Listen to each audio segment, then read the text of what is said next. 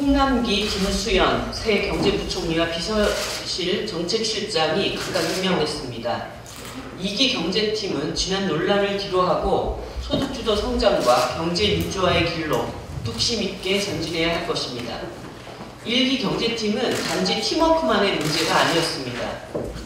엄연한 국정정책 목표를 경제부총리가 틈만 나면 흔들려 한 것은 팀워크 이전에 정부 내 합의된 목표의 부재였습니다.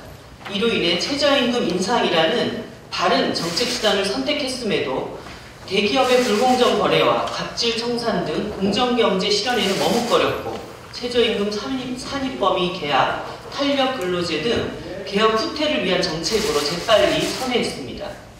최근에는 정부조차 소득주도 성장에 대해 이러지도 저러지도 못하면서 변명만 하는 처지가 됐습니다.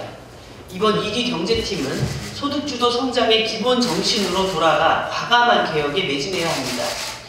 소득주도 성장이 과도하다는 보수 야당의 부당한 주장과 다르게 최저임금 인상에서 한 걸음도 전진하지 못하고 있습니다.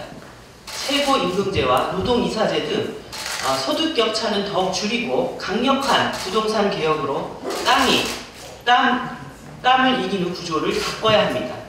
초과이익 공유제와 갑질에 대한 강력한 징벌적 손해배상제 도입으로 대기업 집단이 독점한 성과가 중소자영업자에게 흘러가도록 해야 합니다. 다행히 어제 신임 김수현 정책실장이 소득주도, 혁신성장, 공정경제는 패키지이며 수정하는 일이 없다고 밝혔습니다. 목표는 확인되었지만 현실에서는 아직 여러 우려가 터져나오고 있습니다.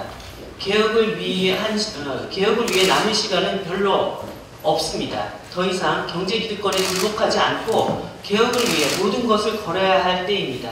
정의당은 경제부총리 인사청문회부터 시작해서 새 경제팀이 경제개혁의 포부와 역량을 갖고 있는지 철저히 검증해 나갈 것입니다. 청와대가 지난 3차 정상회담 때 북측의 송이 선물에 대한 답례로 귤 2만 상자를 보내고 있습니다.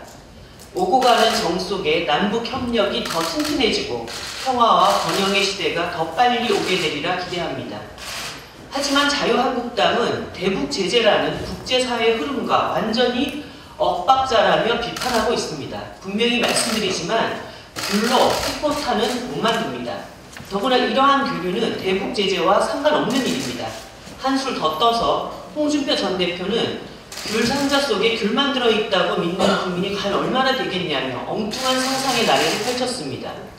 물론 귤 상자 안에는 귤만 있지 않습니다. 바로 평화에 대한 의지가 들어있고 연내 답방이라는 소망이 들어있습니다. 사과박스부터 시작해 과일 상자에 과일 대신 엉뚱한 물건을 담는 일이야 자유한국당의 전문일지 몰라도 자유한국당은 이제 계란 시비 걸기를 중단하십시오. 이번 논란은 선물조차 공연한 시비거리로 만드는 대북 제재의 비현실성을 그대로 보여주고 있습니다. 북한이 비핵화를 진전시킨다면 우리도 대북 제재 해제를 국제사회에 호소하는 균형적인 노력을 해야 합니다. 우리 국회는 그간 여러 차례 북한의 핵 개발을 규탄하는 결의안을 통과시킨 바 있습니다.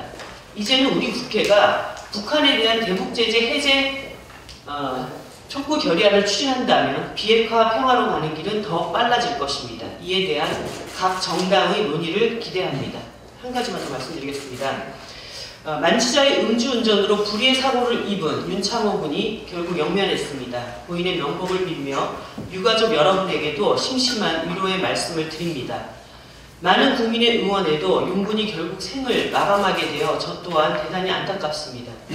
청춘의 꿈과 그의 가족의 삶마저 손들이채 빼앗아간 음주운전은 그 어떤 범죄보다 심각한 반사회적인 범죄입니다.